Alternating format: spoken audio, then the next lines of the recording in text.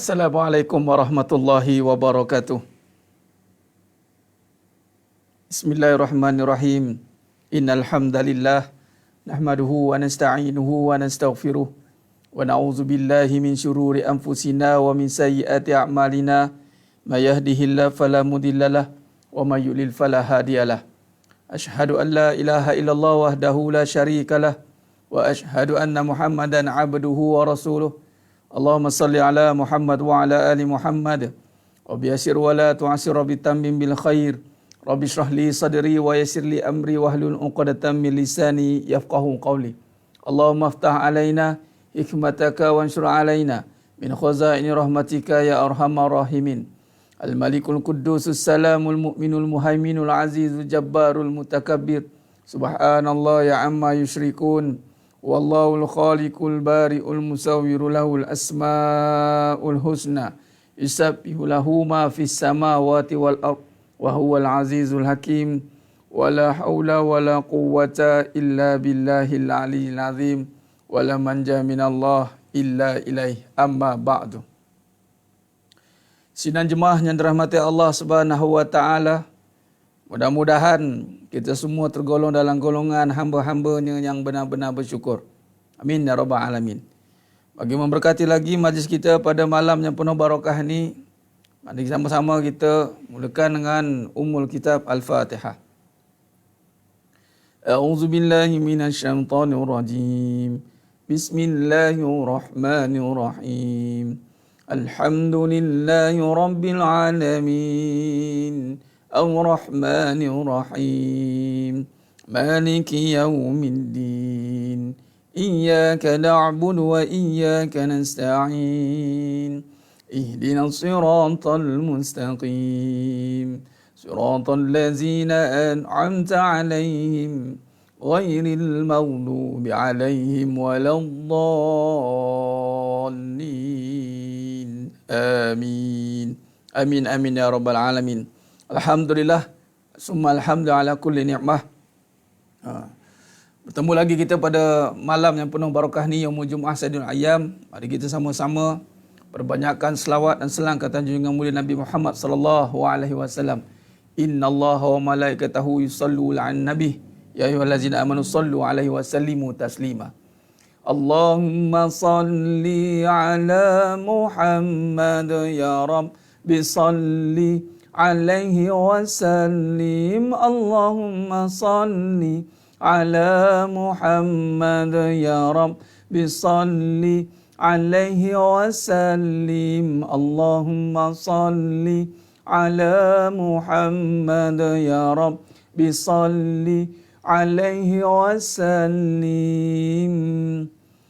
Sallallahu ala Muhammad sallallahu alaihi wasallam. Sallallahu ala Muhammad sallallahu alaihi wasallam. Ya Nabi salamun alaika. Ya Rasul salamun alaika. Ya Habibi salamun alaika. Salawatullahi alaika. Allahumma salli ala Muhammad wa ala ali Muhammad. Sidang jemaah yang dimuliakan, sidang jemaah mata Allah Subhanahu wa taala, alhamdulillah, alhamdulillah, alhamdulillah. Mudah-mudahan kita semua berada dalam rahmat dan inayahnya, berada dalam maghfirahnya, berada dalam pandangan Allah Subhanahu wa taala. Khair, alhamdulillah. Baik, terima kasih kepada semua yang dah bersiaran bersama saya pada malam ni. Alhamdulillah. Waalaikumsalam warahmatullahi. Pada yang memberi salam, alhamdulillah wa marhaban bikum kepada yang baru mengikuti pengajian kuliah Hakikat Kehidupan secara online, insya-Allah. Pertama, perbetulkan niat, fokus. Inna amalu binniyat wa inna malikulli imri ma nawa. Nabi SAW sabda mafhum hadis, inna amalu binniyat. Semua amalan tergantung pada niat. Wa inna malikulli imri ma nawa, dan kita akan dapat apa yang kita niatkan. Jadi kalau kita niatkan pada malam ini dan setiap malam dan malam-malamnya sebelum dan seterusnya, kita benar-benar nak mencari kebenaran, melalui ilmu kajian kehidupan, maka insya-Allah Allah akan temukan. Kita niatkan untuk cari kebenaran. Kita niatkan untuk keluarkan diri daripada kekeliruan. Kita niatkan kita nak bertemu dengan Allah. Maksud tujuan hidup kita itu Allah. Kita nak biar hidup kita ni dengan Allah. Selama mana kita hari ini, sejauh mana kita hari ini, sedalam mana kita hari ini, kita benar-benar hidup dengan Allah. Mungkin hari ini kita sebut saja tapi tidak menghayatinya. Dengan itu, Bismillahirrahmanirrahim. Dengan nama Allah, dengan itu kita nak hayati. Jadi sedang imam mata Allah SWT, kita perbetulkan niat. Kata guru saya, setiap pagi, waktu sekolah menengah dulu, akan selalu ingatkan niat, perbetulkan niat, perbetulkan niat, perbetulkan niat. Jangan ada yang salah niat, kita berkumpul di alam maya ini dengan niat nak cari kenalan semata-mata, sekadar nak cari teman, penghibur lara, atau sekadar silat-silat air bulan, mencari pasangan pun ada. Allah Akbar, macam-macam pesen. Itu jangan jadikan sebagai perkara yang boleh mengganggu tujuan kita ditemukan. Allah temukan kita dalam platform ini atas kerana satu, iaitu kalimatul thayyibah, kalimatul haq, la ilaha illallah Muhammad Rasulullah. Nampak? Kita bertemu ni sebab Allah ada bagi ni platform ilmu ni. Allah ilhamkan, Allah izinkan, Allah gerakkan saya, yang mana dengan kudrat iradatnya mengasahkan, mewujudkan pengajian ini. Kemudian Allah pilih semua pula hadir pada malam ini, dan istiqomah pula tu. Jadi jangan sampai kita rugi kita punya amalan ni, kerana amalan ini ditentukan dengan niat. Dan adapun niat itu mestilah kita terjemahkannya, kalau benar niat itu kerana Allah, benarkan. Benarkan ia. Makna kata, bila kata kerana Allah, jadi segala perubahan yang berlaku ini mestilah tiada ada yang mampu memberikan kesan melainkan hanya Allah. Berubah sebab Allah. Berubah sebab Allah. Saya adanya inbox yang bagi tahu, dan saya tak sempat nak reply. Sebab saya kalau reply ni panjang kadang, jadi saya tak boleh nak reply pendek-pendek. Ada yang beritahu, terima kasih Ustaz, saya lama mencari ilmu ni. Sebab ada yang begitu serius mencari. Ada siap doa, minta solat hajat, dah lama saya cari, bertahun-tahun cari-cari. Akhirnya jumpa. Maka ini semua menunjukkan petanda bahawa apabila kita ingin mencari kebenaran, pasti Allah bimbingkan. Allah akan bimbing, Allah akan tuntun hati kita ini untuk bertemu dengan kebenaran. Nah, alaikum bisidik, ini bertepatan dengan hadis Nabi SAW. Alaikum bisidik, fa inna sidik yahdi ilal bir, wa inna bir yahdi ilal jannah.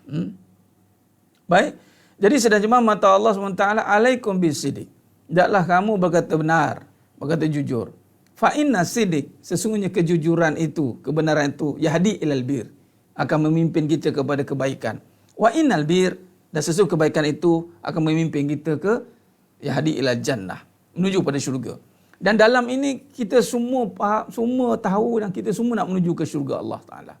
Jadi mudah-mudahan semuanya teman berteman, ini semuanya bertemu dan berpisah kerana Allah. Dan kita niatkan. Saya cukup kagum, saya cukup kagum saya peribadi, saya lihat sudah ada silaturahim yang terbina walaupun alam maya. Ada silaturahim, subhanallah. Very interaktif, bahasa Jawa kata, very interaktif. Very interaktif. Sangat bagus, subhanallah. Mudah-mudahan pertemuan kita ditemukan ni kerana asbab menuntut ilmu. Dan menuntut ilmu ni kata Nabi SAW, yang selangkah kita menuju pada majlis ilmu, mudah-mudahan walaupun ni online, Allah akan mudahkan kita menuju ke syurga Allah SWT. Amin ya rabbal alamin. Mudah-mudahan kita semua ini akan berada dalam syurga Allah. Macam mana saya tengok ada sahabat ni tag sahabat-sahabatnya lain, tag inbox, jemput masuk majlis ilmu, mari.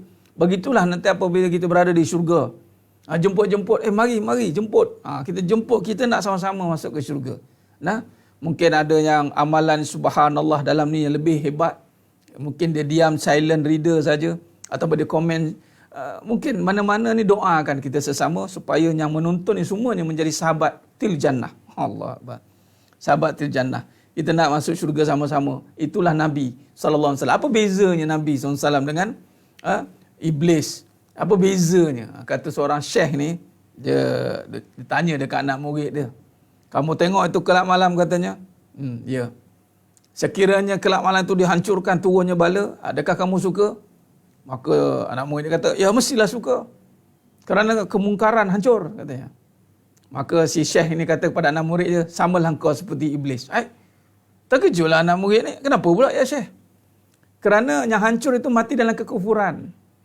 Itu satu kejayaan bagi iblis. Iblis ni dia nak biar ramai mati dalam kufur.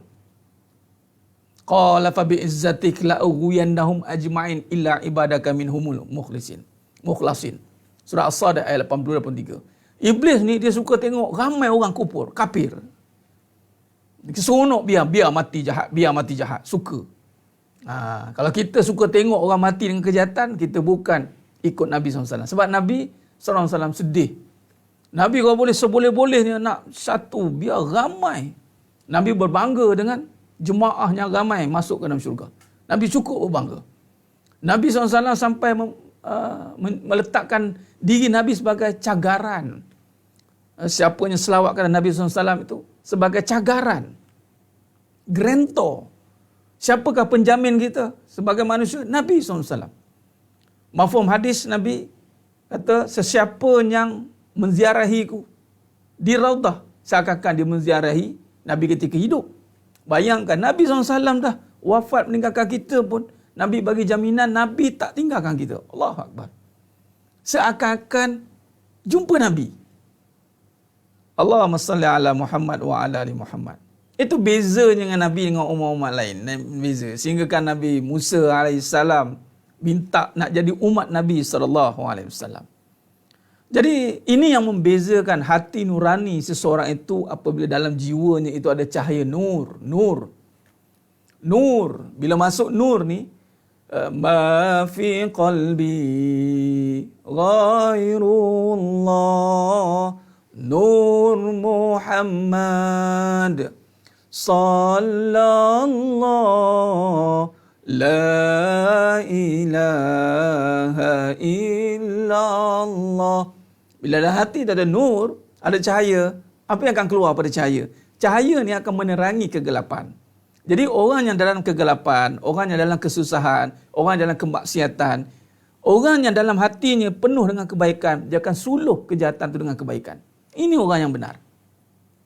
Dia bukan lagi condemn kawan tu. Dia bukan lagi kata apa nak jadi teruk, apa ni, duk pergi mengaji, perangai sama, apa gini. Dia hentam kawan tu. Dia bukan nak betulkan. Malah dia provoke lagi. Dia buat provokasi.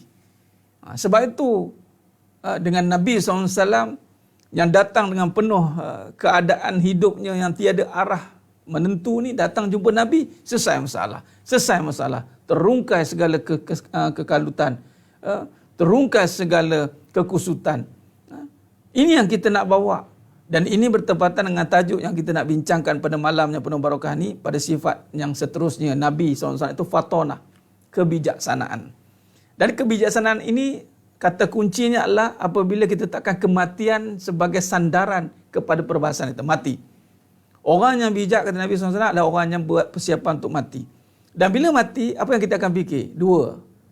Masa depan kita antara dua saja. Ittaqu minan nar, jauhkan daripada api neraka, yadkhulul jannah, atau masuk dalam syurga.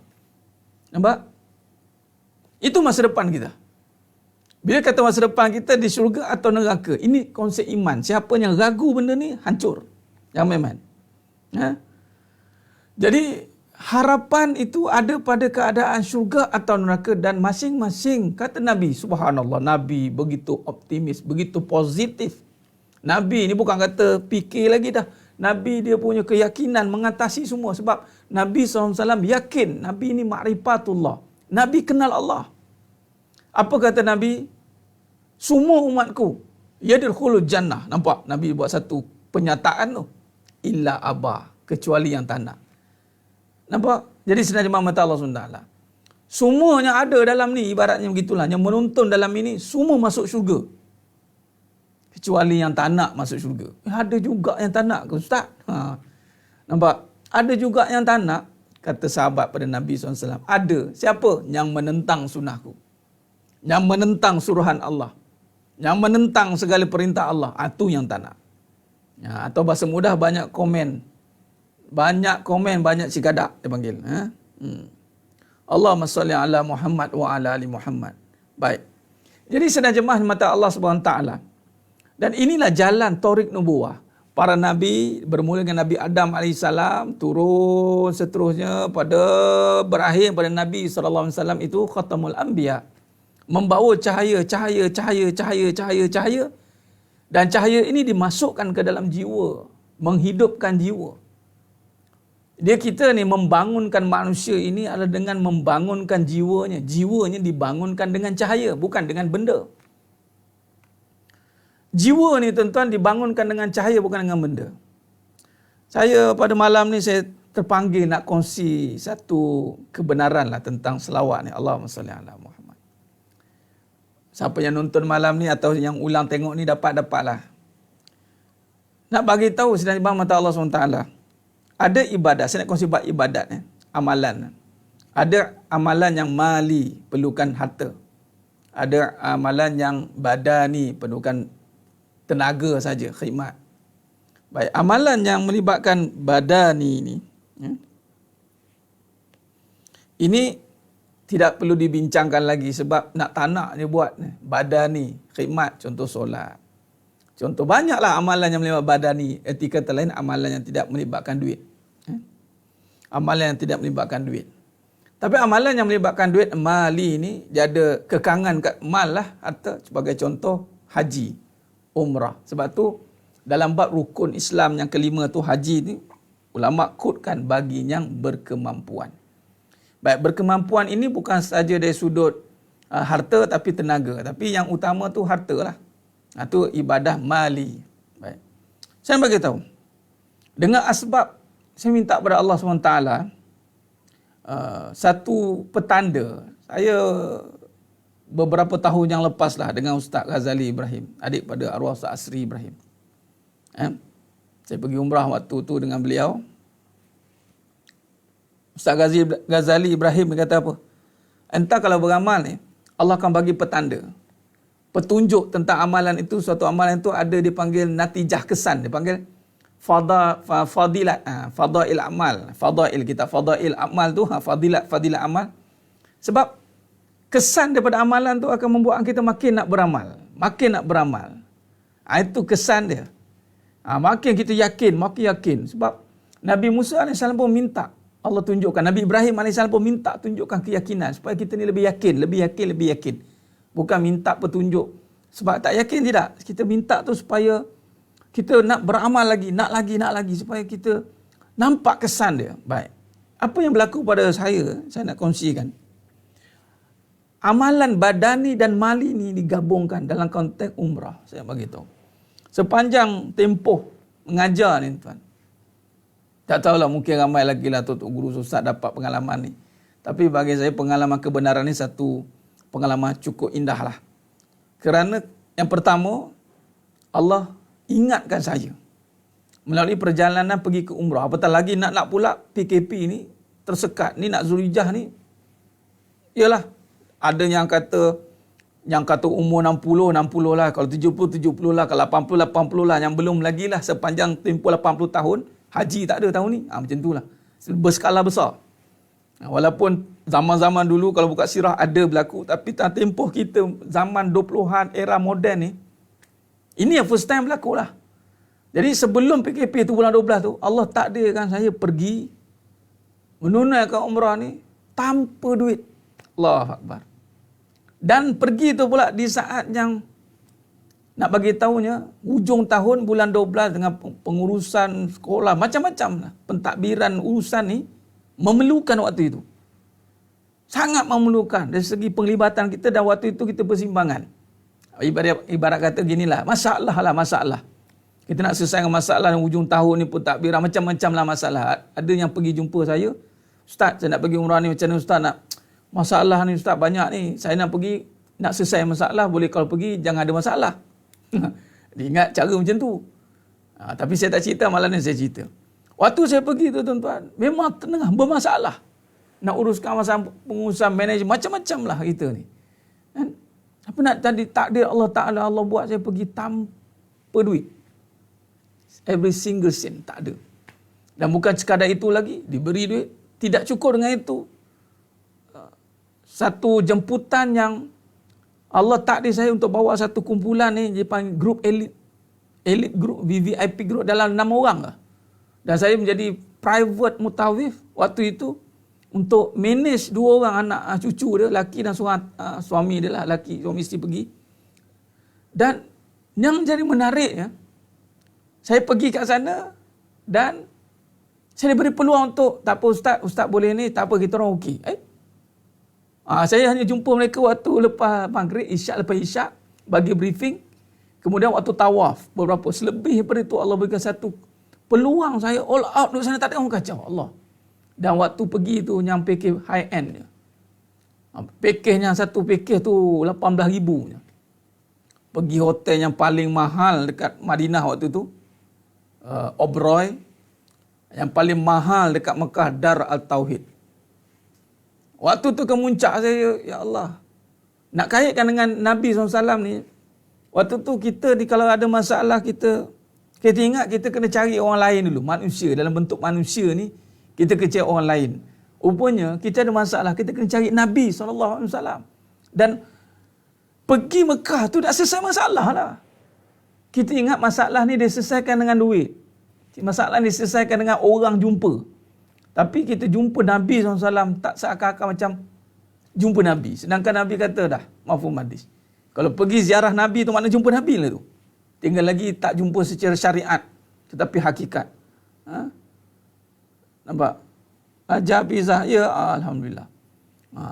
Dan diberi penghormatan pergi tanpa duit. Allahu Akbar. Saya niat dia, keluarga tu, saya segar pahala lah. Asbab dari situ, satu pengajaran tentang salawat ni. Subhanallah. Saya nak kongsikan tentang kita kalau harap amalan kita ni tak usahlah. Allah tak pandang pun. Tak usahlah. Allah pandang Nabi saja. Allah pandang Nabi SAW saja.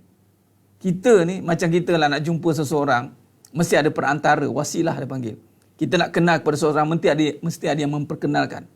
Dan hari ni kita kenal Allah kerana Nabi. Nabi kenalkan kita pada Allah. Kalau tak kenal Nabi, kita tak kenal Allah. Jadi mesti kena ikut Nabi. Mesti. Malah kalau syahadah tak sebut nama Nabi, batal. Dalam rukun solat, rukun 13, tahiyat akhir tak sebut, tak selawat Nabi SAW, batal. Kalau doa tak selawat kata Nabi SAW, tak diterima. Malah dalam khutbah kalau tak selawat pada Nabi SAW, tak diterima. Tak sah khutbah. Malah Jumaat pun tidak sah. Jadi nak bagi tahunya, salawat ni, apatah lagi tidak cukup dengan selawat sebadas sebut. Tetapi syarahan hakikat kehidupan ni terbukti. Allahu Akbar. Saya pergi Mekah, umrah, tanpa duit. Sebenarnya, subhanallah, kali ketiga dah sebenarnya pergi tanpa duit ni. Allahu Akbar. Maksud tanpa duit ni bukan atas inisiatif sendirilah. Orang bagi pergi. Yang latest yang ni sebelum PKP tu, yang package yang paling, saya pun tak tahu itu package paling mahal. Tiba-tiba pergi, dan waktu tu di persimpangan dilema nak pergi juga sebab ada pengusaha kita boleh sub kepada mutawif lain. Dan waktu itu kuasa Allah, agensi ni bagi tahu ustaz, keluarga ni nak ustaz juga pergi. Dan nak jadi cerita, Allah Akbar. Ni saya cerita ni yang malam Jumaat ni. Waktu saya nak pergi tu last minute, pasport saya tak boleh nak renew. Sebab tak boleh renew ni maksudnya dah lama kita ni tahmatan saya misplace, hilang, nak renew balik, nak kena buat balik, kena macam-macam cerita lah. Dan ada masa seminggu lagi, tiket yang booking burn. Tiket saya burn. Dan keluarga ni tadi dia bayar baru untuk tiket saya. Tak apalah ustaz, saya bayar lebih katanya. Dia bayar. Dan saya tak kenal pun keluarga ni. Baru. First time. Saya tak kenal pun keluarga ini. Dan dengan agensi ni pun saya pertama kali.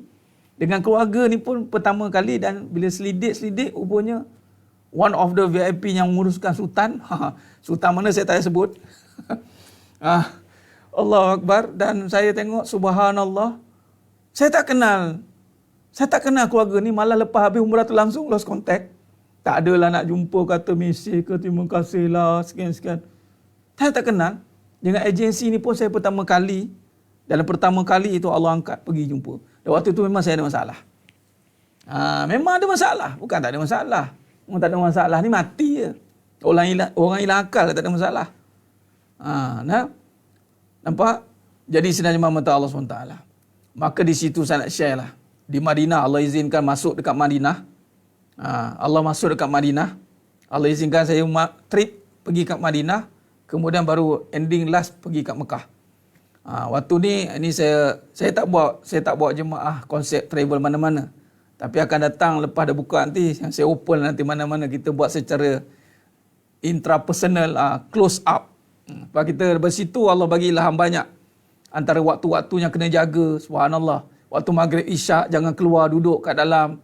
Kemudian waktu lepas subuh itu duduk sekejap. Allah Akbar.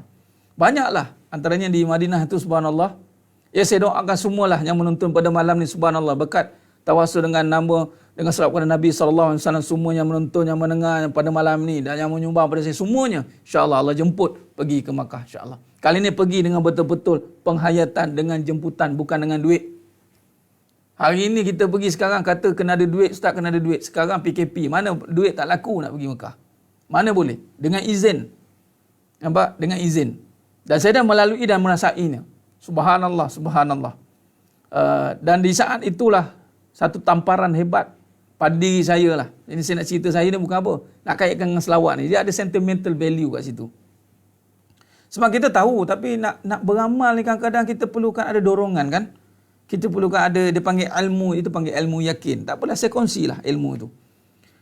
Dan waktu itulah bermulanya di Madinah, siapa yang diizinkan lagi sekali nanti pergi, dan siapa yang akan pergi lagi insya-Allah atau pertama kali pastikan. Kalau balik daripada ziarah Nabi atau balik pada umrah, tak lekat selawat, maka dia belum pergi. Selawat tak lekat ni bukan kata minimum selawat 10 sehari, bukan. Minimum 1000 sehari. Malah di Madinah tu, kalau boleh selawat lah. Selawat Madinah. Allahumma salli ala Muhammad. Allahumma salli ala Muhammad. Biar ribu-ribu lah. Bukanlah, walaupun tidak dikira sebagai, bukan dilihat pada berapa ribu, berapa juta. Tapi kurang-kurang bila banyak tu, kenalah satu dua yang betul-betul kita hayati. Betul? Jadi sepanjang saya di sana itu, subhanallah. Subhanallah. Jadi Allah ilhamkan. Jadi nak bagi tahunya, mulai malam ni dan berkat malam Zulhijjah ni, 3 Zulhijjah, saya seru pada semua yang menonton ni, jangan tinggal salawat. Jangan tinggal salawat. Jangan tinggal khidmat. Jangan remehkan waktu solat. Di sana di Mekah antara ini 3 perkara yang menjadi highlight. Dan yang palingnya, ya Allah, yang paling dahsyat di sana adalah tunggu waktu solat dan tunggu waktu mati. Sebab mati lepas solat, solat wajib, solat waktu, solat jenazah. Dan jadi macam solat ba'diyah dan solat jenazah. Subuh, zuhur, asar, maghrib, isyak. Ingat subuh tak ada jenazah? Ada. Zuhur ada, maghrib ada, asar ada, maghrib ada, isyak ada. Allahu Akbar. Jadi memang tunggu matilah. Bila tunggu mati, khidmat. Bila mati, biar khidmat. Mati, biar khidmat. Jadi kalau mati, fikir khidmat. Kalau fikir mati, kita kena fikir berkhidmat. Sebab yang akan ditanya itu apa yang kita buat. Jadi, apa khidmat kita? Itu yang kita nak pancang lah ni. Kita dah masuk dah perbahasan kita di malam ni. Sambil tu saya cerita dalam konteks hasil. Sebab fatonah ni lebih kepada hasilan dalam ibadah. Hasilan dalam ibadah. Subhanallah. Jadi selawat ni, dia gini. Bila kita selawat, jangan anggapkan hasil apa. Tidak. Selawat ni biar kita rasa malu. Terima kasih dengan Nabi SAW. Waktu saya pergi tu, kita dapat rasa benda tu, ya Allah, malunya aku dengan Nabi SAW. Kerana dengan asbab bagi Nabi lah, aku boleh mengajar soft. Sebab asbab bagi Nabi lah, aku dapat banyak perkara. Kenapa kita dengan Nabi SAW berkira? Maka selawat lah. Selawat. Ikut berapa? 1000 sehari ke? Tapi ceritanya biar lazimi. Lazimi ajar anak-anak daripada kecil, ajar selawat. Ajar. Umur 5 tahun, 6 tahun tu dah okey dah. Jadi yang lebih baik. Bagus. Alhamdulillah. Subhanallah. Jadi ini yang mati biar dengan khidmat. Biar di Mekah mengajar kita perkara khidmat, solawat, solat. Khidmat ni nak cerita tentang mati. Mati ni biar mati dengan kita berkhidmat. Jangan mati kita mati sia-sia. Jangan mati kita yang tidak bermanfaat. Lepas tu Nabi kata mafhum hadis. Mafhum hadis, sebaik-baik manusia dan paling banyak manfaat pada manusia lain. Jadi Allahumma salli ala Muhammad wa ala ali Muhammad. Jadi sedang jemaah mata Allah SWT. Jadi nak bagi tahunya, kita menghayati bait-bait kalimah atau lafaz salawat itu kerana tanda terima kasih kita kepada baginda Nabi sallallahu alaihi wasallam. Jadi saya serulah pada malam ni berkat Zulhijjah ni, mulakan jaga salawat, selawat. Macam-macam jenis selawat ada. Selawat Ibrahimiyah ada, yang selawat tahiyat akhir tu selawat yang paling semua sempurna lah. Ibrahimiyah tu selawat tahiyat akhir tu. Atau paling ringkas tu Allahumma salli ala Muhammad wa ala ali Muhammad. Tambah sadina pun boleh, ulama tambah Allahumma salli ala Muhammad wa ala ali Muhammad. Nak lagukan pun boleh. Buatlah.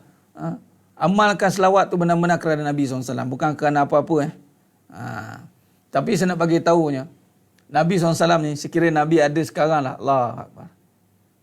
Sekiranya Nabi ada sekarang lah tuan-tuan, antara insan yang akan sangat akan mendengar masalah kita. Di saat orang lain tak mau dengar, Nabi akan dengar. Nabi akan, kita kesusah tak ada duit, Nabi akan tolong. Nabi akan tolong dengan syarat hati kita nak Allah lah. Dengan syarat hati kita nak tunduk pada Allah SWT. Tak selawat tafrijiyah pun boleh. Allahumma salli salatan kamilatan wa sallim salaman taman ala sayyidina Muhammad allazi tanhalu bil uqad wa tanfaru qura wa tuqda bil hawaij wa tunal bil gharaib wa husnul khawatim wa istasqal ghamamu bi wajhil karim wa ala alihi wa sahbi fi kulli lamhatin. Yang penting yang ujung tu, fi kulli lamhatin wa nafasin bi adadi kulli ma'lumillah. Setiap hela nafas kita itu dengan selawat. Jadi perbanyakkan, ayo banyak selawat, jaga selawat, jaga solat. Siapa jaga selawat mesti dia akan jaga solat. Orang jaga solat mesti akan jaga selawat, sebab dia berkait rapat. Sebab yang menjaga, yang mengajar kita solat itu Nabi SAW. Nabi SAW antara sunnah yang besar itu adalah solat awal waktu dan jemaah. Salawat tanda ingat Nabi SAW. Sunnah terbesar Nabi SAW itu adalah solat awal waktu. Itu ibadat yang paling, kata Nabi SAW mafhum hadis, solat awal waktu. Tak kira di mana aja. Dan tambah pula lagi dengan jemaah. Itu sunnah besar tu. Sebab tu bila kita terhalang jemaah ni, satu impact yang sangat besar, kena ambil perhatian. Kemudian jaga khidmat. Jangan malas, jaga khidmat. Allahumma salli ala Muhammad wa ala. Jaga khidmat. Seorang isteri jaga khidmat dengan suami. Jangan malas-malas. Jaga khidmat. Seorang anak lelaki jaga khidmat dengan mak ayah ni. Susah-susahlah untuk orang lain. Susah-susah untuk orang lain. Sebab Nabi SAW susah-susah untuk kita. Nabi susah-susah untuk kita. Bila Nabi susah-susah untuk kita, kita susah-susahlah untuk jadi umat Nabi SAW dengan berkhidmat dengan orang lain. Terutama orang yang paling rapat. Dengan mak ayah. Khidmat. Dengan mak ayah. Orang lelaki. Orang isteri. Khidmat dengan suami. Allahumma salli ala Muhammad. Boleh Puan Amira. Berterima kasih. Boleh insya-Allah. Itu tanda terima kasih kepada Nabi SAW. Macam-macam jenis selawat lah. Itu boleh kaji lah malam ni. Cuma saya nak highlightkan perbanyakkan selawat. Kalau kata nak banyak tu yang ringkas. Yang bukan ringkas maksudnya yang secara Allahumma salli ala Muhammad wa ala ali Muhammad. Ulanglah banyak kali. Duduk saja Allahumma salli ala Muhammad wa ala ali Muhammad. Duduk saja Allahumma salli ala Muhammad wa ala ali Muhammad. Baik. Jadi sedang jemaah mata Allah SWT. Kelibak tu ya. Jadi itu perkongsian sedikit natijah atau kesan daripada amalan tu. Allah nak tunjukkan bahawa di saat kita susah, tetapi apabila kita ada Allah, maka kesusahan kita tidak akan terselah. Allah akan tutup kesusahan kita. Sebab tu hati-hati yang suka menunjukkan kesusahan, terutama dari segi keadaan diri dia, rumah tangga dia, kehidupan dia susah, tunjuk cerita pula tu kadang-kadang. Sebab tu dalam pengajian hakikat kehidupan ni, kita nak memahami balik tentang kehidupan bersandaskan kebenaran agar kita tidak terperangkap dengan keadaan susah lalu kita menceritakan kesusahan. Kita terperangkap dengan keadaan ujian rumah tangga, kita ceritakan keadaan rumah tangga kita. Sedangkan Allah ada, Nabi ada. Dan pertolongan Allah pasti sampai. Nabi SAW sentiasa ada untuk kita. Tapi soalannya itulah, kita tidak membawa kepada kefahaman yang sebenar. Baik, jadi sidang jemaah mata Allah Subhanahu wa taala. Jangan kita susah-susah untuk asal aku je yang susah. Nabi tidak begitu. Nabi SAW tidak pernah meletakkan dirinya merasa terbeban dengan kesusahan orang lain. Tidak benar. Jadi kalau kita benar ikut Nabi SAW. Ini fatonah ni, fatonah.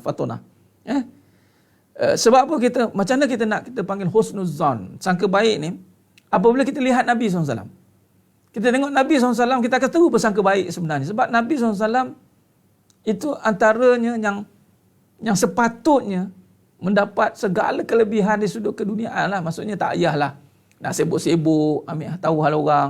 Tak payahlah nak pening-pening, susah-susah untuk orang. Tak payah. Kan semua nak buat untuk Nabi. Nabi boleh dapat semua privilege yang ada. Nabi boleh dilayan, ditatang seperti, sehingga kan satu riwayat tu, Sayyidina Umar Khattab adalah menangis tengok Nabi SAW tidur atas tikar jerami. Tidur seperti orang biasa. Sedangkan Nabi itu Rasulullah SAW. Kekasih Allah. Kita baru jadi Allah. Kita ni barulah jadi kekasih hati, buah hati, pengeram jantung, dah minta macam-macam isteri dah. Baru jadi sikit dah nak itu nak ini. Nabi SAW kekasih Allah. Kekasih Allah, tapi Nabi SAW berhadapan dengan sama kesusahan, tetapi tengok Nabi husnuzan. Nabi husnuzan, belajar dengan Nabi. Nabi husnuzan, cukup hebat. Husnuzan ni dengan Allah. Ingat, dengan Allah. Bila kata husnuzan dengan Allah, maka barulah Allah bantu kita husnuzan dengan manusia. Kalau kita tak mampu husnuzan dengan Allah, kita akan su'uzan dengan manusia. Apabila kita su'uzan, sangka buruk dengan manusia, kita bimbang tu sangka buruk kita pada Allah SWT. Nabi SAW waktu itu, bila kata dilihat oleh Umar Khattab radhiyallahu anhu menangis, kemudian Nabi senyum. Kenapa engkau menangis? Kata Ibnu Umar, kata Ibnu Khattab, kenapa engkau menangis? Maka Umar Khattab radhiyallahu anhu kata, mana tidak aku menangis melihat kekasih Allah tidur atas tikar jerami di saat Rom dan Parsi, Raja Rom dan Parsi bersenang lenang mereka di atas kemewahan dunia waktu tu, katanya. Syarahnya begitulah. Nabi SAW, biarkanlah mereka dengan dunia. Kau masih tak yakin dengan habuan kita di akhirat? Allahu Akbar. Nampak? Nabi SAW begitu. Subhanallah. Tak sempat nak sedih lah bab dunia ni. Ibarat itulah. Habis Ustaz yang Nabi kata sedih tu. Nabi sedih kerana keadaan umatnya. Nabi sedih dengan keadaan umat yang tak dapat terima hidayah, tak dapat terima pertolongan Allah. Nabi sedih dengan keadaan bagaimana Nabi umat dan tidak akan diazab. Bukan Nabi sedih kerana miskin. Saya ulang sekali. Nabi tidak sedih kepada umat-umatnya kerana miskin. Nabi tak pernah sedih. Malah Nabi kata dalam situ perbahasan kita yang lepas, Nabi tidak bimbangkan. Dalam satu kan, apa nama, Allahumma salli ala Muhammad wa ala Muhammad. Sahabat Nabi pada Bahrain datang bawa barang dagangan. Waktu Ansar, golongan Ansar waktu tu nakkan habuan daripada Abu Ubaidah Al-Jarrah. Abu Ubaidah Al-Jarrah datang daripada Bahrain bawa barang dagangan. Waktu tu subuh, datang puak-puak Ansar, ramai solat subuh pagi itu. Abu Ubaidah Al-Jarrah bawa harta-harta daripada Bahrain. Maka orang Ansar pun nakkan harta tu. Nabi tengok, Nabi senyum, Nabi kata, ini mesti nakkan harta daripada Bahrain, daripada Abu Ubaidah Al-Jarrah. Maka puak Ansar kata, ya Rasulullah. Nabi kata, demi zatku, berharaplah, berbahagialah dengan apa yang membahagikan kamu. Apa dia? Pahala. Nabi tak pernah sedih dengan kemiskinan. Sebab Nabi pilih untuk miskin. Allahu Akbar. Sebab Nabi nak bagi satu momentum kepada kita. Miskin bukan sedih. Kalaulah kerana miskin itu sedih, Nabi lah yang paling sedih kerana kemiskinan. Tapi Nabi nangis, Nabi sedih bukan sebab kesusahan dunia. Nabi sedih kerana bimbang pertolongan Allah tak sampai. Bimbang keadaan bagaimana orang kufar akan menghancurkan umat-umat yang lain. Bagaimana keadaan umat nanti di sana. Itu Nabi sedih. Nampak? Jadi Nabi SAW sangat positif. Dengan sangat sangka baik dengan Allah SWT. Sehingga kan dengan dunia ni, kesusahan dunia, Nabi tak pernah jadikan sebagai asbab untuk kita sedih. Dan Nabi ketika golongan Sufi, Sufah, satu cerita tentang golongan Sufi, golongan Sufah ni dipanggil ahli Sufi. Migrate, berpindah daripada Mekah ke Madinah. Berpindah daripada Mekah ke Madinah dalam lebih kurang 400 orang. Waktu itu jumpa dengan Nabi SAW, dengan keadaan susah. Sufi ni pakaian bulu biri-biri. Macam itulah pakaian bulu. Susahnya kaum Sufah ni yang digelar Sufi ni. Hanya satu kain yang ada. Dan Nabi SAW tak pernah sedih dengan mereka ni. Nampak? Nabi tak ada kata bagi inspirasi, kita kena senang, aku sedih tengok kamu susah. Tak ada. Malah daripada situlah lahirnya Abu Hurairah radhiyallahu an, menjadi ulama sahabat yang hebat. Nampak? Abu Ayyub Al-Ansari. Tu ni golongan-golongan yang sahabat-sahabat Nabi, ulama yang susah. Nabi tak sedih. Jadi kita hari ini terbalik. Asal susah ada su'uzon, sangka buruk. Allah tak tolong aku. Su'uzon, sangka buruk dengan Allah Ta'ala. Ingat pertolongan Allah ni dengan harta benda. Bila Allah tak bagi harta benda, sangka buruk kita dengan Allah SWT. Maka amanah tiada, sidik kita, kebenaran kita terganggu. Jadi sebenarnya mata Allah SWT.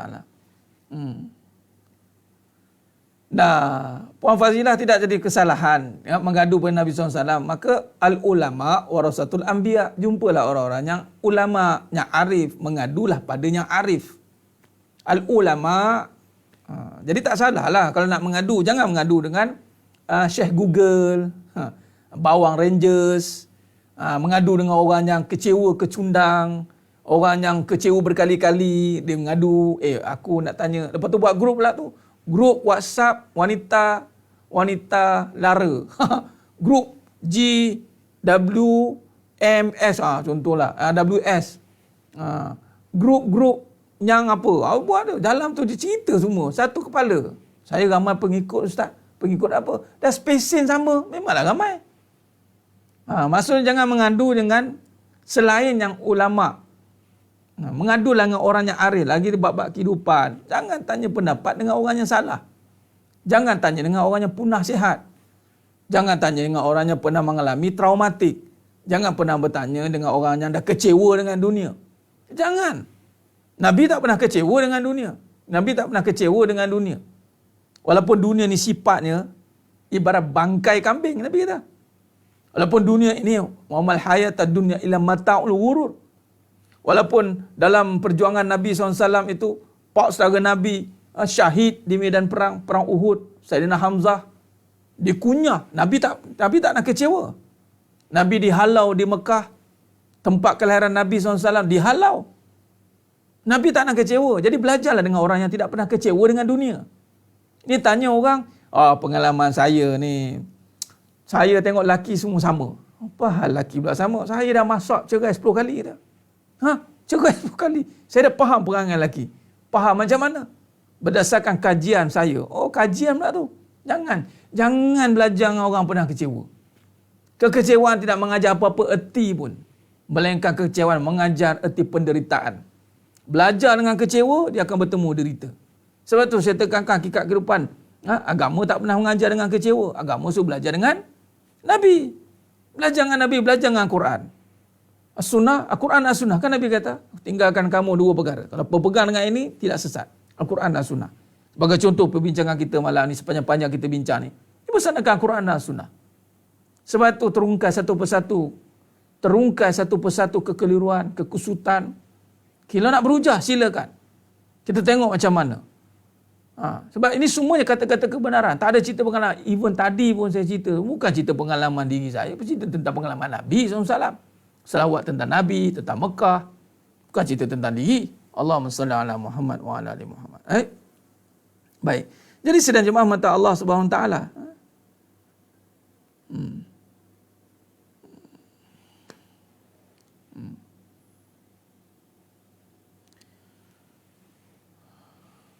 Puan Fina, Novina, kalau kita diuji, sangka dia begini. Dalam konteks kita melihat ujian, ni dalam konteks hakikat ujian dan masalah kita dah sentuh sebelum ni. Bab Fatona begini. Baik, kita pergi pada topik kita. Dah pergi topik dah, saya lukis. InsyaAllah. Allahumma salli ala Muhammad. Baik.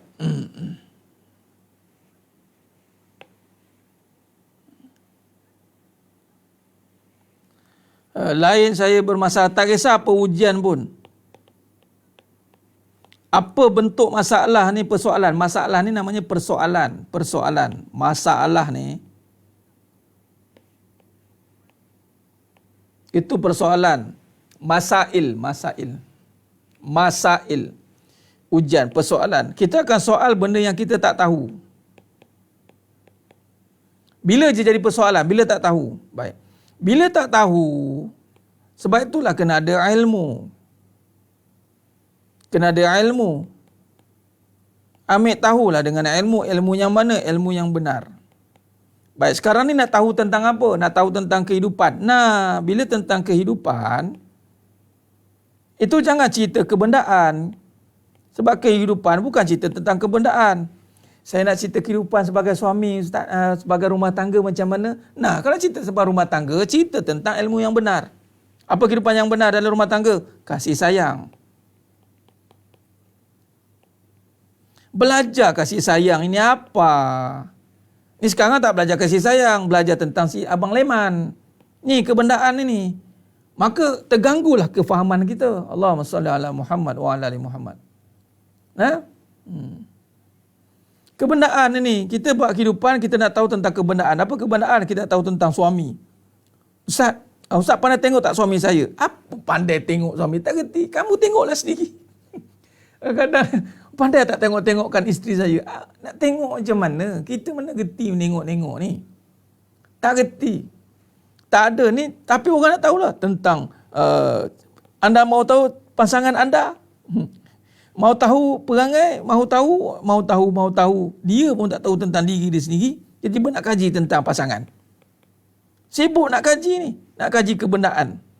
Nak kaji tentang duit. Oh, kita kaji tentang duit. Tapi sudah tak jumpa. Lepas tu masalah duit tak selesai. Oh, masalahnya adalah kena ada duit. Itu je masalah. Dah ada duit tak selesai masalah juga. Allahumma salli ala Muhammad wa ala ali Muhammad. Ini jangan. Kehidupan itu bukan kebendaan. Salah. Jadi macam mana nak sangka baik? Macam mana nak jadi orang yang bijak kalau cara melihat pun dah salah? Melihat pula itu mestilah. Memang inilah Allah kata dalam penglihatan. Dalam kita melihat. Walaupun kita faham, melihat dengan mata hati, melihat ni, Ustaz saya nampak, contoh. Lihat di sini, yang gagal melihat, bila kita gagal melihat, kita gagal bertindak. Contoh. Baik, jadi sebenarnya mata Allah Subhanahu Wa Taala. Bila lihat ini, bukan masuk lihat dengan mata kepala, lihat dengan mata hati. Mata hati. Baik. Mata hati ini berbincang soal keyakinan.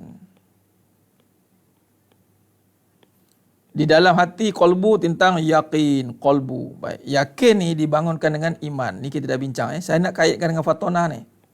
Macam mana jadinya husnuzon. Sebab dalam hadis itu, ana inda zonni abdi bi. Ana inda zonni abdi bi. Jadi, bila kata keyakinan dibangunkan dengan keimanan, maka mata hati sudah berada pada kedudukan yang benar. Sebab hati ini mesti dibangunkan dengan iman. Iman bicara tentang kekuasaan. Okey. Apa pun penglihatan kita mesti lihat dengan kuasa. Contoh, tadi tanya, macam mana nak kuat dengan masalah? Macam mana nak kuat dengan ujian? Baik, Allah uji apa? Sekarang Allah uji pasangan, suamilah. Ustaz, macam mana saya nak kuat dengan ujian suami ni? Suami ni, ya Allah. Dia mula kata, ya Allah tu mula nak tengok buruk kan? Baik. Sekarang ni, bila dia tengok dengan mata kepala, sudah pasti ni dunia. Bila kata dunia, apa sifat dunia? Penipu. Letakkan dulu.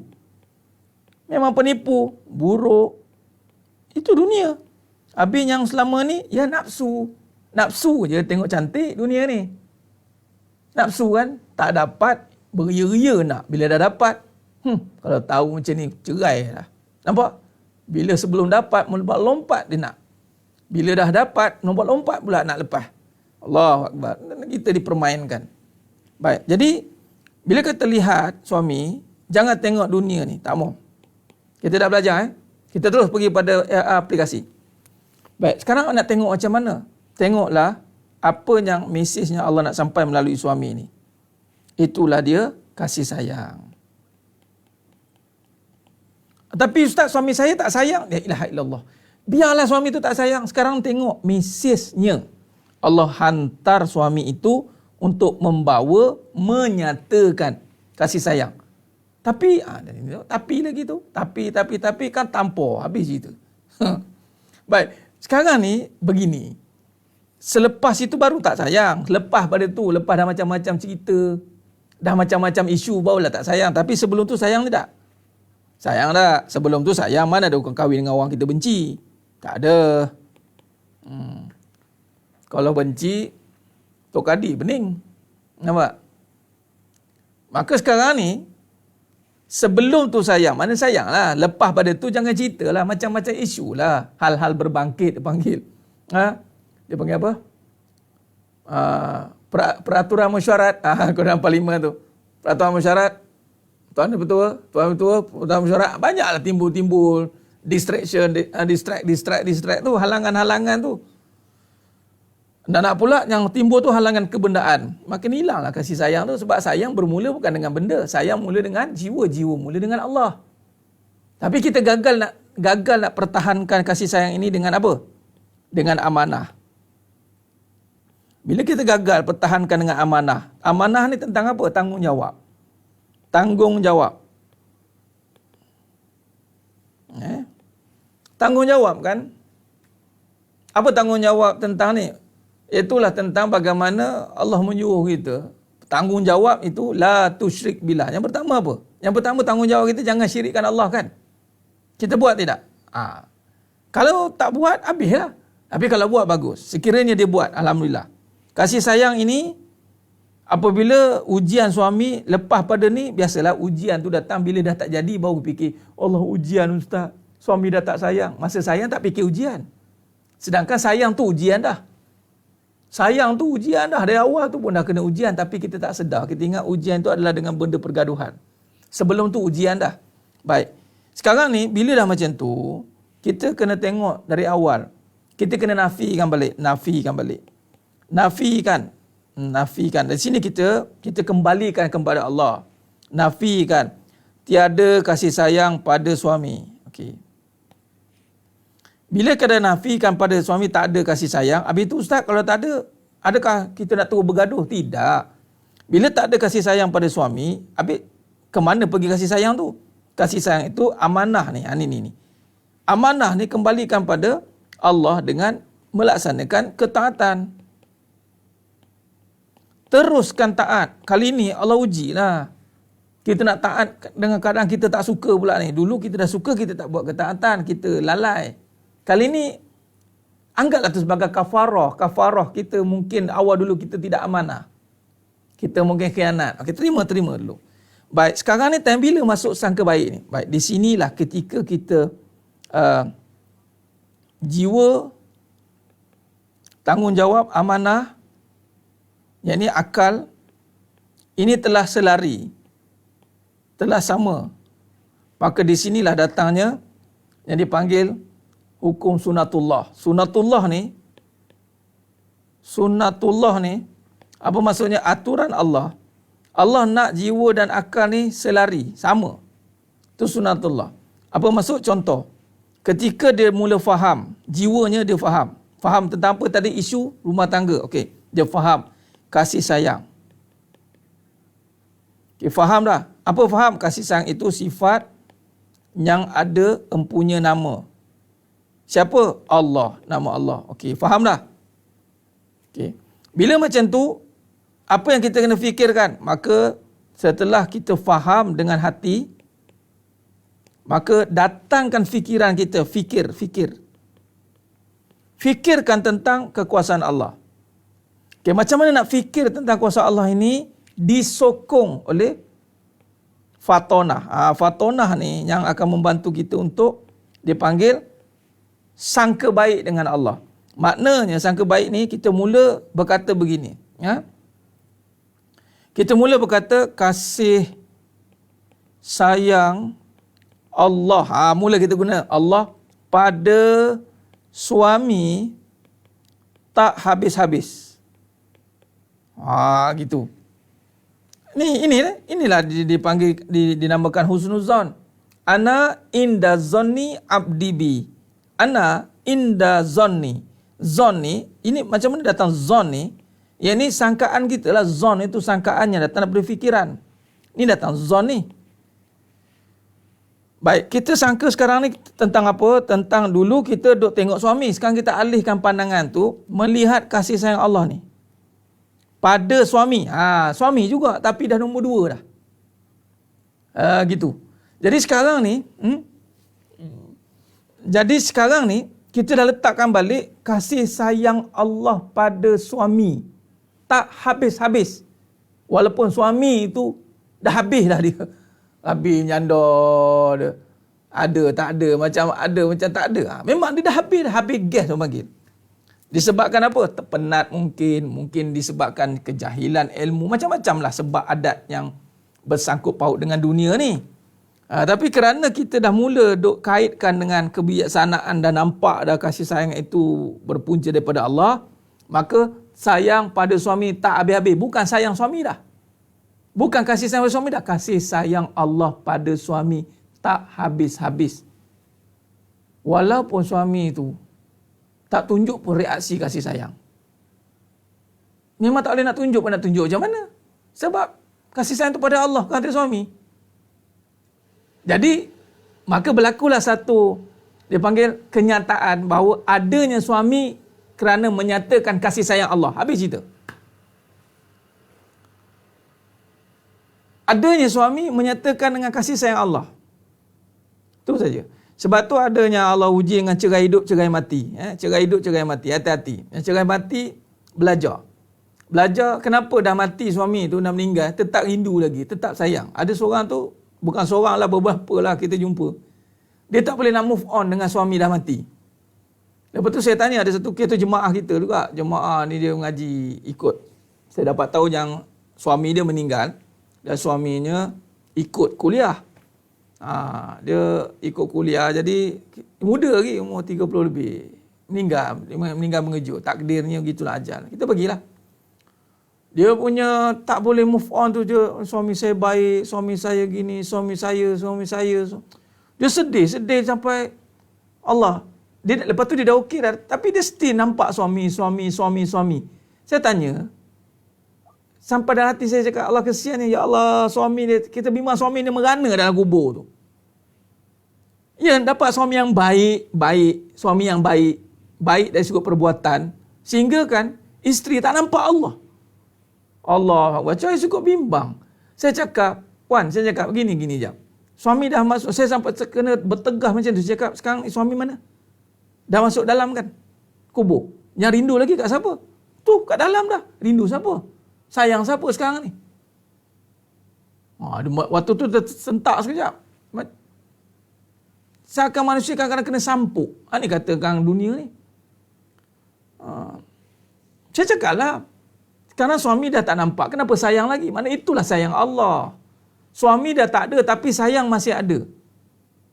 Kenapa kita tak boleh buat dengan Allah macam tu?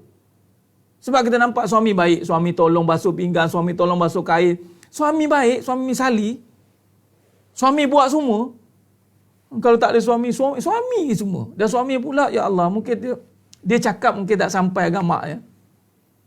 Mati suami tak nampak Allah. Padahal Allah yang sayangkan isteri ni dengan mendatangkan suami. Bukan sebab suami tu. Wujudnya suami menyatakan kasih sayang Allah. Jadi ada suami itu menunjukkan adanya kasih sayang Allah. Walaupun suami tak menyayangi pun. Itu kalau cerai mati. Kalau yang cerai hidup pula, jenis macam ni pula, matilah kau katanya. Macam tu pula. Cerai mati, World War III. Matilah kau kata. Geram pula. Dah cari kasih sayang pula. Allah menagih kasih sayang pula. Cerai hidup pula. Minta maaf lah ya. Saya cerita ni yang mana yang tak mengaji. Yang dah mengaji insyaAllah. Yang dah mengaji insyaAllah terlepas pada fitnah ni. Yang tak mengaji ni, saya cerita yang tak mengaji ni. Cerai mati dah macam tu tadi. Cerai hidup menji pula. Sebab mana ada cerai dengan kasih sayang? Ada dengan kasih sayang. Ada bercerai dengan kasih sayang. Ya Arif, saya sayang sangat dengan suami saya ni. Suami pun, Ya Arif, saya sayang dengan isteri saya ni. Jadi kami nak bercerai atas sebab kasih sayang. Ya Arif kata, hampa ni makan api kuda ke, makan daun ketum ke apa ni? Kata. Dah sayang, duduklah. Cerai buat apa? Biasanya penceraian dari sudut hidup ni mesti ada konflik yang berlaku, tinggal lagi nak besar ke kecil ke itu. Itu je nak dibuat dengan lebih teruk atau tidak, itu saja. Asal ambil jalan tengah, kita berpisah lah. Kita berpisah cara baik je. Sisa cara baik. Tapi sebelum nak berpisah cara baik tu, ada tak berlaku konflik? Ada kan? Nah, ada lah. Jadi sedalam mata Allah SWT. Bila cerai mati pula, cerai hidup, aku berkuasa. Cerai mati, Allah berkuasa. Patutnya orang yang cerai mati, dia boleh sedar. Dia sedar. Dia sedar yang kasih sayang tu milik Allah. Bukan sekadar kasih sayang milik Allah, memang kasih sayang itu Allah, sifat Allah, bukan sifat suami dah. Sebab bagaimana dia boleh merindui seseorang yang tidak nampak depan mata? Dengan kasih sayang siapa dia boleh rindu tu? Allah. Contoh kita hari ini, bagaimana kita boleh rindu dengan Nabi SAW sedangkan kita tak jumpa, muka pun tak kenal. Malah tidak boleh digambarkan macam mana. Jadi satu dosa besar, haram, kalau kita nak gambarkan wajah Nabi. Nak lukis tak boleh, lukis tu tak boleh. Kalau baca dalam Syama'il Muhammadiyah mungkin kita boleh diterangkan dengan bagaimana wajah Nabi. Nah, itu maksudnya apa? Maksudnya itulah kasih sayang Allah. Nah, itu maksudnya kasih sayang Allah. Baik. Ni duk saya cerita pening tu kalau nampak diri lagi, Puan Fina. Sekarang ni kena faham balik. Kan itu nama kebijaksanaan. Kalau duk masih nampak lagi masalah, tak selesai lah masalah. Ujian tu suami. Sekarang ni kita duk nakkan suami ini memberi sesuatu. Nak bagi kasih sayang lah. Sekarang ni, lihatlah balik suami ni, bahasa mudahnya gini lah. Suami tu ada sebab adanya kasih sayang Allah. Bukan suami tu yang sayang, faham? Bahasa mudah macam tu. Suami ni ada ni, wujud suami ni, wujud adanya suami ni sebab Allah sayang. Dah.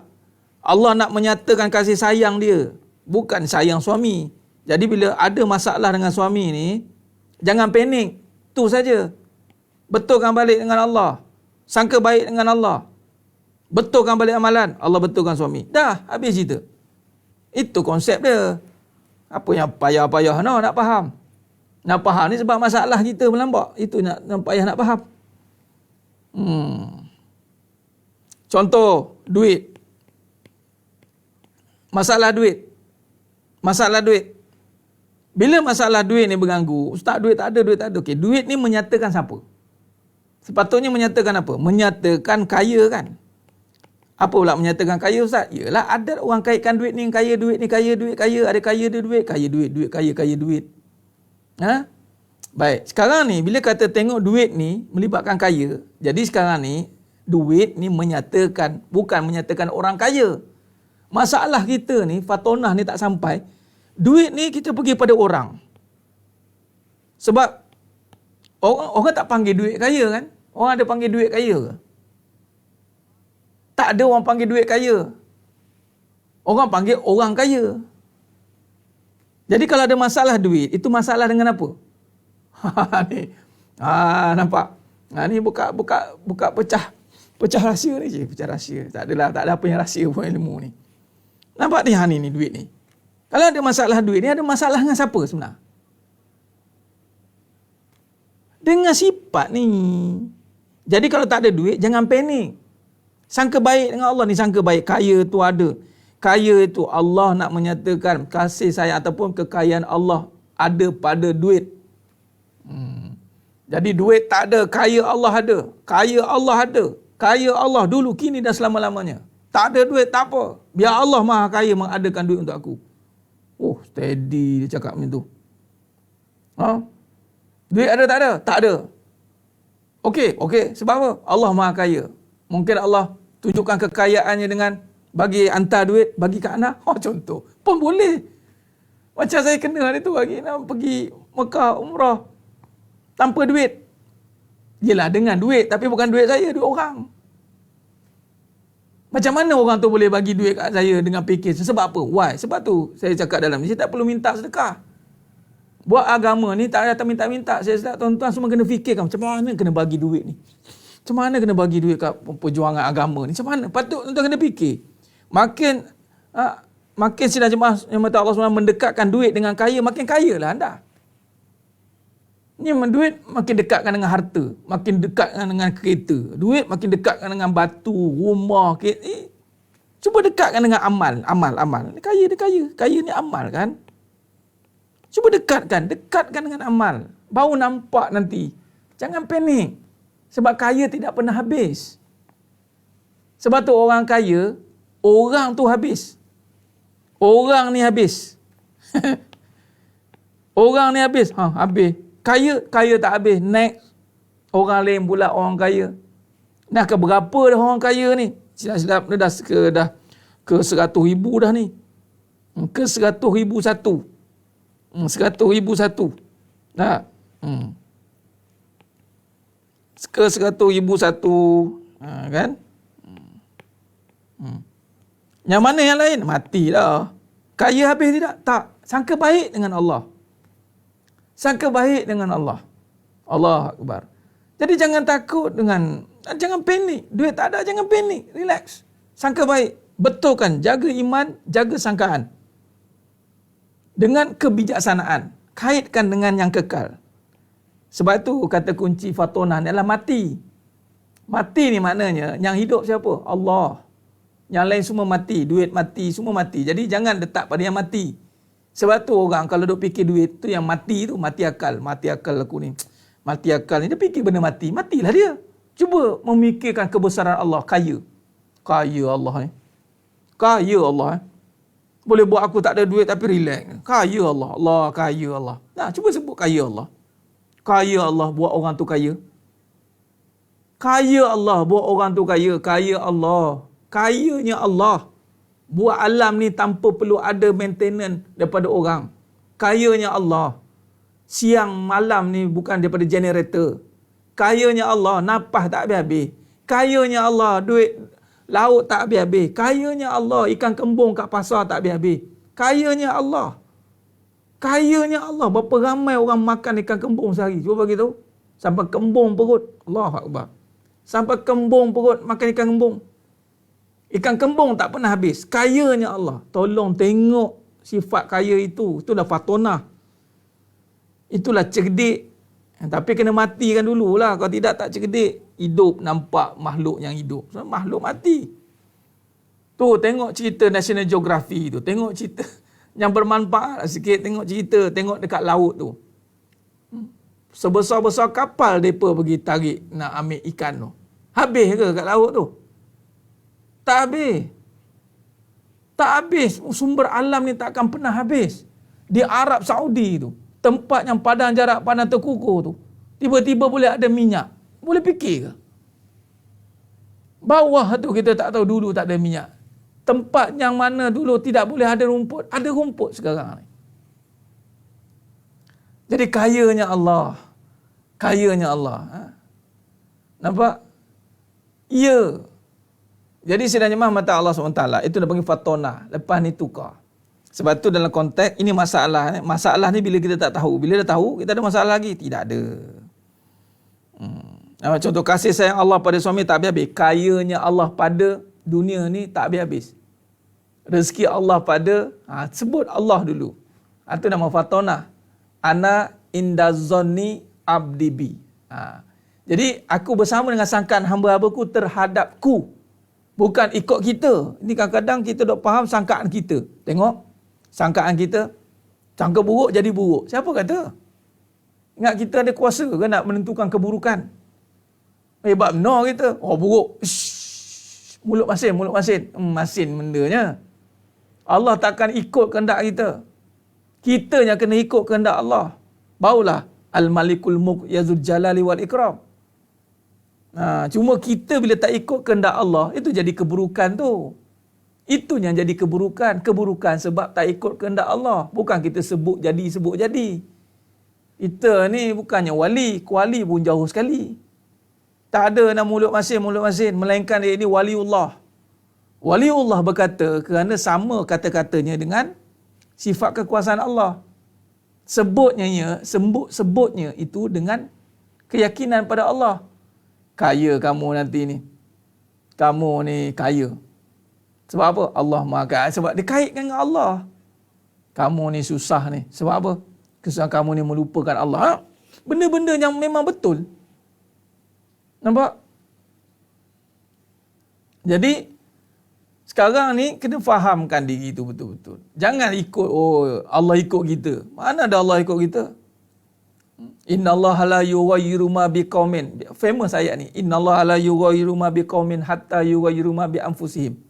Allah tidak akan mengubah nasib satu kaum melainkan dirinya mengubah nasibnya sendiri.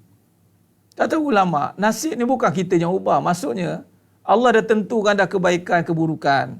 Kita yang memilih keburukan apabila kita melakukan kejahatan, kemungkaran. Maka berubahlah hidup kita dulu daripada nikmat jadi azab.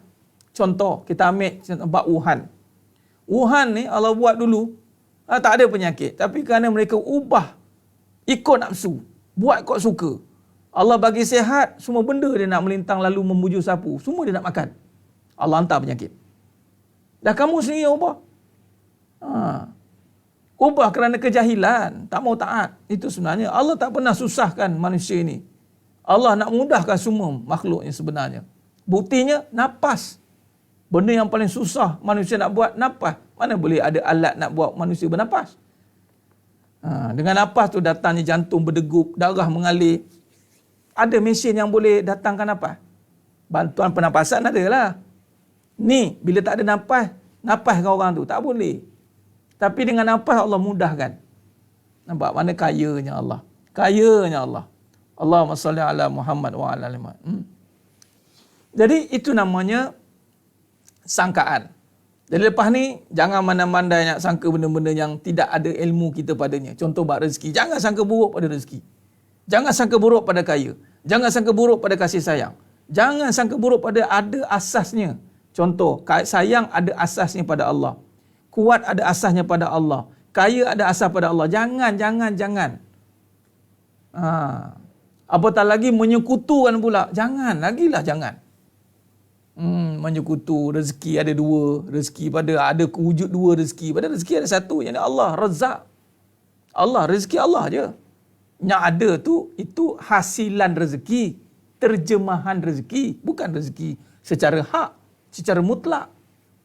Jadi kalau tak ada duit, sebutlah tak ada duit. Jangan sebut yang mutlak tu tak ada rezeki. Sebut yang mutlak sekarang, itu jadi masin tu. Sebab sangkaan kita pada Allah meleset. Kita sangka rezeki itu tak ada. Allah kata, ada itu yang kamu minta.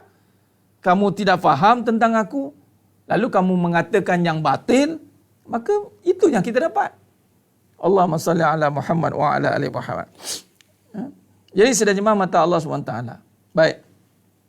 Jadi antara ibadat yang kita boleh buat pada sepanjang 10 Zulhijjah ni, alhamdulillah, antaranya ini kita perbetulkan balik kefahaman kita. Kefahaman keyakinan kita pada Allah Ta'ala jangan berbelah bagi. Terutama bab fatonah ni bijak sikit.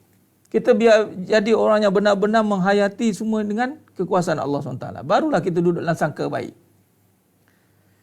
Kalau tidak, kita tak akan boleh sangka baik. Okey. Baik. Jadi sudah jemaah mata Allah SWT. Khair, saya kira cukup setakat dulu itu. Setakat itu dulu perbincangan kita pada malamnya penuh barakah ni. Dah 11.30 dah. Seronok bincang bab ni. Bab patonah ni banyak lagi. Perincian-perinciannya. Nanti insyaAllah. Nanti kita akan. Alhamdulillah tak pernah sangka buruk. Jadi kita kena semangat. Kalau tak pernah sangka buruk, maka kena hidup kena semangat. Jangan lagi berkira-kira, jangan lagi tertanya-tanya. Nak buat baik ni boleh ke, jangan ke tak ada. Tapi tak ada. Kalau tak ada. Nak buat. Buat pula, buat sungguh-sungguh. Jangan buat sikit-sikit. Tak ada, jangan baik sangat. Baiklah sungguh-sungguh. Jangan baik sikit-sikit. Sebab baik itu suruhan. Buat sungguh-sungguh. Kalau sedekah sungguh-sungguh. Benda ni pahala kan? Buat sungguh-sungguh. Di sini datangnya kualiti dalam agama. Ni bab agama ni. Yelah kita kena tengok-tengok juga. Maknanya tak fatonah lah tu. Dia tak sangka baik lah tu. Sangka baik, jangan tanya dah. Buat saja. Bismillah. Tawakkaltu ala Allah. La haula wala quwata illa billah. Semangat, itu baru betul semangat. Nah. Baik, jadi sidang jemaah mata Allah Subhanahu Wa Taala, mudah-mudahan pada malamnya penuh barakah ni, Allah berkati kita semua insya-Allah, insya-Allah. Benar Ustaz Muhammad. Allah, ramai sering cakap rezeki anak-anak, rezeki Allah. Nafikan, isbatkan pada Allah rezeki. Benar, mantap Ustaz. Alhamdulillah. Alhamdulillah. Khair. Jadi insya-Allah, maka kalau tak ada benar. Jadi sekiranya kita letakkan pada Allah, ada masa untuk kita lemah semangat? Tak ada. Ada masa untuk sakit buruk? Tak ada. Maka di sini kita nak bantu insya-Allah.